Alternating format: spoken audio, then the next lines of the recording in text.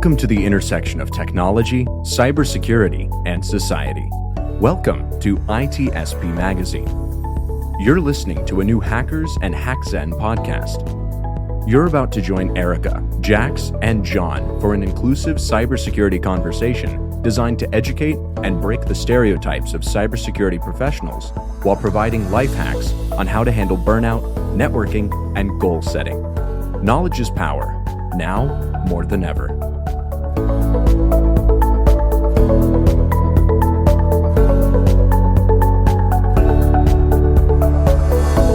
Welcome back, Hackerz And Haecksen fam. Today we have the pleasure of hosting our special guest, Jon Ownby. Jon is the Curriculum Development Specialist for Cyber.org. Jon, thank you so much for joining us today. It is a total pleasure. How are you doing?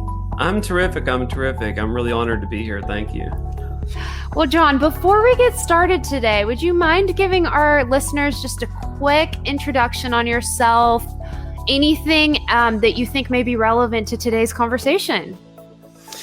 Yeah, I'm a former teacher. I taught elementary and middle school, primarily elementary. I've taught everything from second to seventh. Most of my career was spent teaching third grade, so that's kind of where my heart is, in the elementary space. And I bring a lot of interesting perspective. I was not a great student. And when it came to teaching in my classroom and working with my students, that affected how I related to them and how I approach curriculum development in my career today. Jon, you have such a fascinating background. It's very, very diverse. You received your undergraduate degree in human development and family studies, and then continue to complete your graduate degree in Christian studies. So I'm very curious. I mean, that's a very diverse background. How did you get from going into human development, family studies, even into Christian studies, and now you're working in the cyberspace? What does that journey look like for you? So yeah, that is an interesting journey is a good way to put it. So yeah, I've always wanted to be a teacher, even as a kid. I come from a long line of teachers on both sides of my family. And so it was one of those things that it was just a natural passion of mine to work in education and to, be that classroom teacher. And so, moving through high school and into college, I let my laziness and procrastination and lack of motivation kind of get the best of me in college. And when it came to pursuing a teaching degree, I just thought that's an awful lot of work. I don't want to do that because I didn't want to go that route. And so I got a fairly generic degree. But as I was getting ready to graduate college, I was talked into enrolling in seminary, which I did, and earned a master's degree. And that's also where I met my wife. We were both going to school in Memphis, and she talked me into, after graduation, moving down to North Louisiana and enrolling in the teacher certification program at Louisiana Tech. And I thought, okay, well, I'll give it a shot. At this point, I was thinking that a teaching career was kind of out of that ship had sailed, but maybe I could, do something here. I earned my certification while I was in the classroom teaching. They allowed you to work on your certification while you were in the classroom teaching. So I would teach all day, then go to class at night. And that for me was very formative because I was seeing at the same time I was, learning theory and the idealistic methodologies and practices and, kind of the fundamentals in the collegiate program. I was also applying them immediately into my classroom with my students and seeing the practical applications of that. But there was something interesting else that was going on at the same time. As I quickly figured out that many of my students coming into my classroom were from a very diverse background, and many of them from very difficult home lives that did not value learning or motivated the kids to pursue their personal interest or potential. And, that's one of those things that's easy to give lip service to. And it's one of the things that's easy to quote, know, but it's quite a different thing to experience in the classroom. And this brought me to a quick change in my teaching style and my teaching philosophy. And about halfway through my first year, I made a change in how I presented information and how I related to my students, and that affected the rest of my career. And so I had decided that I may not be able to change the environment that the kids are living in, but I can make a positive influence on my students and make a classroom a happy place where learning was interesting. And I made that intentional effort to be their biggest ally when it came to education. And that affected, not just their academic career, but socially and emotionally as well. They knew they had an advocate in me. They knew they had an ally, someone they could turn to when they're struggling, and they could feel comfortable talking with me if they were coming across struggles, whether that was, with their friends, whether that was something that they were having issues with, that we were discussing in class, or even just opening up about, they had a rough night at home, the night before, and they needed some space. They needed a safe place where they could just kind of decompress. And after a while, you get to know those students, and you could pick up on visual cues that you knew when they walked in to your classroom, they had a rough time. I need to be very careful about how I approach my day and allow them this space to kind of decompress before engaging them. And so about 5 years into my teaching career, I moved to a charter school that was in the same town. And that particular move was both life-changing and career-changing. And there's a whole lot in that story that we don't really have time to go into, and I don't really want to go into it. Here there's so much there, but it was kind of like coming out of a cave and into a garden. And in that respect, it was there that my personal growth really began to take off. And I found myself in an environment for me in which I had allies and a group of teachers and friends that supported and encouraged one another and allowed me to really blossom as a teacher. And that then affected my students. It was in that time that I was chosen to be a pilot teacher for a brand new curriculum that had just come out from a group. And at the time, it was known as NICERC, NICERC, the National Integrated Cyber Education Research Center, which is today known as cyber.org. And they had piloted they had written this new curriculum. They needed some pilot teachers to test it out. And I was chosen as one of those teachers. And I had a full plate already and was told I needed by my principal. She was like, you need to implement this in your classroom in addition to what you're already doing. And I was adamant against it. I was like, no, I don't need anything else. No. And she's like, no, you really have to. This is something you have to do. So to prove her wrong, what I decided to do was show all the ways in which it shouldn't be used or why it was not adequate. And in doing so, I realized a couple of things. One, the curriculum that was being written, that was being developed, was really, really good and very flexible. And it was written to me as a teacher, but also to the students. And it allowed the students to take more control of their learning. And I got to sit back and be a facilitator of the learning and kind of take that journey along with them. At the same time, I was realizing that as a teacher, I needed to be less of a sage on the stage per se, and more involved with my students. And this allowed me to do that. And it completely revolutionized my classroom.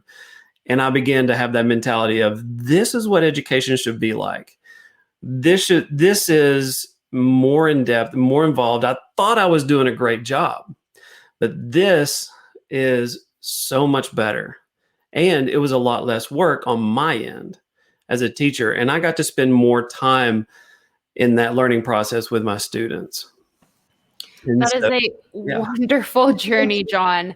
To kind of backtrack a little bit, I'd love to just dive into what is a curriculum development specialist responsible for? So let's peel that onion a little bit, just for our listeners here that may not be familiar with that kind of title. I mean, I know you have this educator background. Your passion for education is incredible. I mean, I'm feeling it through the camera, through the microphone. Yeah. So really want to kind of see why education and what does a curriculum development specialist do?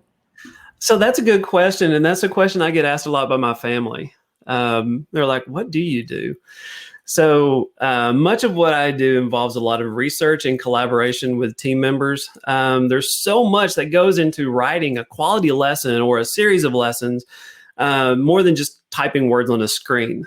One of the first places we begin is with national academic standards, where we analyze what concepts are intended to be taught and the parameters of those concepts based on a particular grade level or a group of grade levels.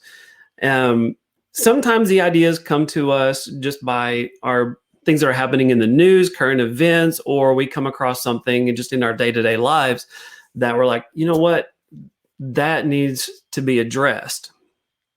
And so we brainstorm ideas around that concept and begin looking at how this idea or this topic might fit within national standards. And we research as a team and learn as much as we can about a topic, and so that we can back up our claims or our information or data with facts and with hard knowledge. There are so many elements that also go into designing a high quality curriculum beyond just the academic standards, things like age appropriate language and syntax, the cognitive development of the intended audience, implementation strategies, differentiation and misconceptions that need to be addressed, scaffolding of lessons from one beginning point onward, how easy it is to implement for the teacher, materials, cost efficiency, flexibility, how interactive the students are going to be. Personal applicability is another big one, is making it relevant to the students. And also national trends. There's so much more that goes into that. And so, we work, I'm just one of many curriculum development specialist at cyber.org. And we work together in teams and share ideas. But one of the most critical aspects of my job has nothing to do with writing and research. It's the collaboration. It's listening to my team members and sharing ideas, listening to their ideas and getting feedback, and allowing myself to be influenced by those opinions and those perspectives and that information that they're giving me. I would write a lesson. I would think it's great. And I would think, oh man, I've just knocked this one out of the park. It's great. This is just going to sail through. And I send it to my team members and they're like, this is good, but you missed an idea here, or you need to expound on this topic here, or there's some edits over here that need to be made, or you went a little too far in this area. You need to dial it back a little bit more. And those kind of things. And as a team, we can develop some really, terrific stuff that's, highly engaging, but also addressing critical topics. And, cybersecurity being one of those key issues. Yeah, and that really segues into my next question, Jon, because just given the vast experience you've had, did you ever imagine that you would be doing anything related to cybersecurity? Oh man, no way. No, I really figured that I would be in the classroom for my entire career. And it was not until I came across that cyber.org curriculum. and I taught it for a couple of years. I had called the guy who's now my boss, and we were talking. And I said, hey, if you guys are, interested in, a teacher, in hiring somebody, I know a guy. And me, yeah. And so we had several conversations, and I had partnered with them and contracted with them on a couple of different events. And they were like, yeah, that'd be, we would like to hire you full time. And in that, I initially thought, I'm just going to be bringing a teacher's perspective to the table, and being able to, look at the concepts or the content that they were writing and offer my point of view from my experience. Yeah. And that quickly shifted. Yes, that is what I was doing. And yes, I was writing content and, bringing my own flair, I guess you could say, to the writing process and the creative process there. But there were trends and there were ideas that because of who I am, where I was, how I'd grown up, my experiences, and not being in the midst of, not having that cyber background, that I became aware of really quickly. And some of those topics were, gender inequality in cyber fields and the misrepresentation of, different individuals and people groups within cyber careers. Aside from the fact that there are, we're looking at over 500,000 jobs today that are waiting to be filled. And then, in the next year, it's projected to hit 1.8 million cyber-related careers waiting to be filled. We just don't have the workforce to fill it. And then I hear stories, and I meet people who express their interest in, cybersecurity or coding or programming, robotics, information technology, computer science, but are being told that they can't or they shouldn't, or are being ignored because of who they are. And part of me, stops and thinks is just kind of dumbfounded by the idea that it's 2021 and we're still wrapped around those ideas, or that mindset. But another part of me is very encouraged when I, come to a space and I see a room full of women and full of girls, or full of, these diverse fields who are chomping at the bit saying, this is what we want to do. And we want to make a career, a life out of, information technology, computer science, cybersecurity. I love it. I love your passion, Jon. This is definitely your calling. You found it. I love your passion. You can tell that you love what you do, and you're a really good teacher. I wish I had you when I was growing up. Ditto. Yeah, it definitely, when you have a teacher, it truly enjoys what they're doing. And you said it at the start of this podcast about your desire to, and I'm paraphrasing, but your desire to impact them and have a lasting impression on their lives. And that says a lot. And you said a few things just a second ago I want to highlight. You were talking about, I think you said 1.8 million careers waiting to be filled in the cyberspace. And we've got robotics and information tech and some things that you've also been opened up to with the gender equality, which is a real thing. And it's still a challenge in this sector. And I know some of our listeners that are hearing you right now are like, yes, yes, yes. So I'm curious though, knowing what you know now, and you've gone through so much and you've seen so much, and you're still seeing it on a daily basis, and you're with these students day in and day out, is there any advice that you can give to them that maybe you wish you had before you had started on this journey that may help them in their journey down this path? If it's cyber, if it's robotics, whatever that is, any space, what would that advice be? Follow your passion. If you're interested in it, follow it. And there's going to be bumps and hiccups along the way. That's just part of life. But not to get discouraged. Feel free to explore and continue to dive in. I'll share a story real quick, and this is recent. This is as of last week. I met a person who was very reclusive, very self-conscious. And this person was also visually impaired and did not receive a whole lot of support from home, and was also told, this is not something you should do because of your visual impairment.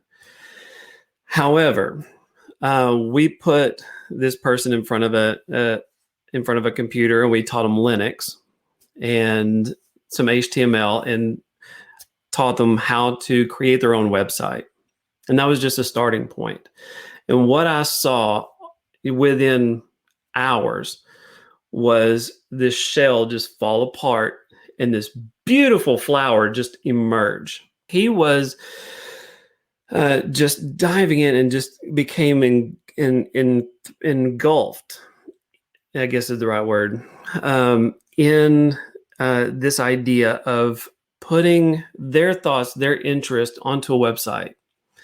And this person did not want to tell so much about themselves personally, but they had an interest, a particular interest.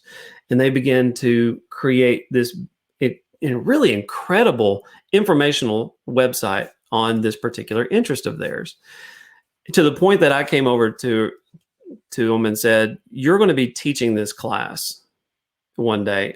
You're going to be doing this." That afternoon, they had students lined up at their table saying, "Hey, I've got a question. Can you help me?" And this person was able to help them. And I'm like, don't let anybody tell you you can't. If you think you can, do it. And if there's a problem, solve it. Be creative. Feel free to express yourself and be creative within your passion. For me personally, teaching is a passion of mine, and I had a love for my students, but I had to get creative. I was not a great student. I struggled with reading, and I struggled with that kind of structure of sit still and be in place, sit still and listen. I couldn't do that. And I didn't want my students to feel like that either. So I would get creative within my space. People would tell me my classroom was like a cartoon. And I tried to create an environment where students felt free to be themselves. They could ask questions. They didn't have to worry about what other people thought.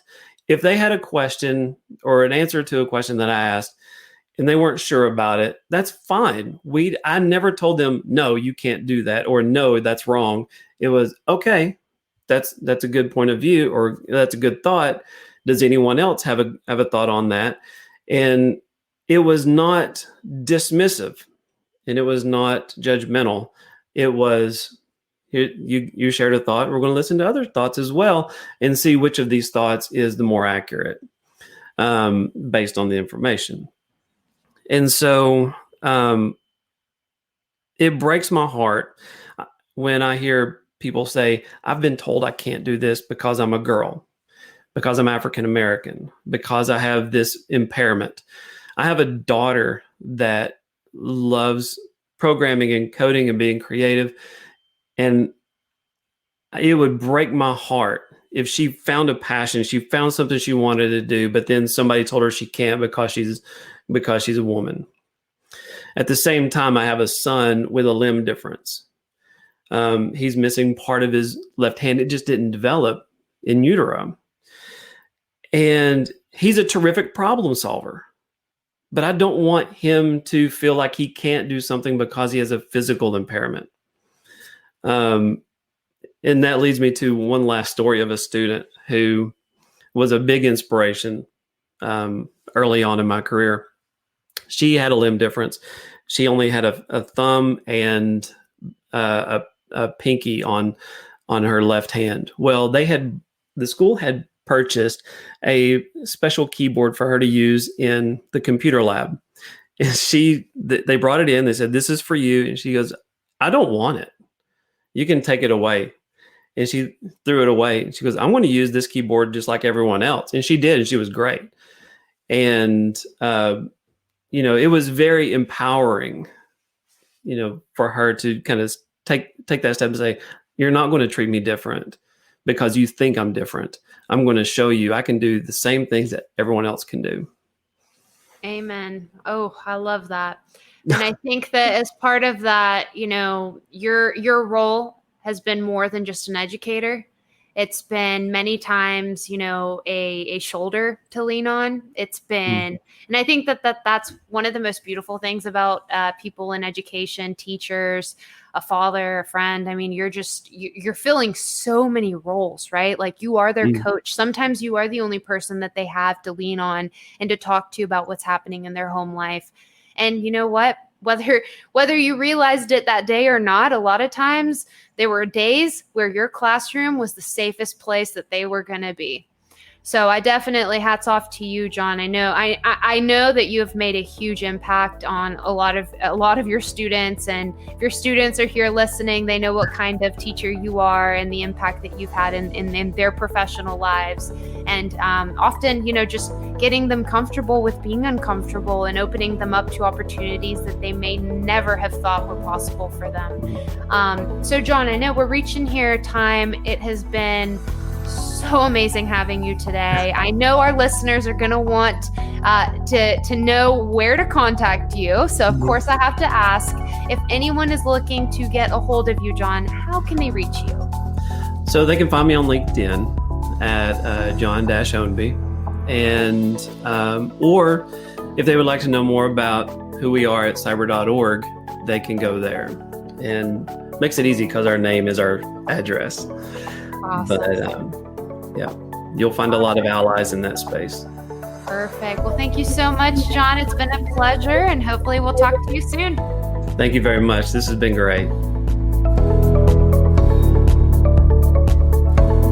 We hope you enjoyed this episode of Hackerz And Haecksen podcast with Erika, Jax, and Jon. If you learned something new and this podcast made you think, then share itsbmagazine.com with your friends, family, and colleagues. If you represent a company and wish to associate your brand with our conversations, sponsor one or more of our podcast channels. We hope you will come back for more stories and follow us on our journey. You can always find us at the intersection of technology, cybersecurity, and society.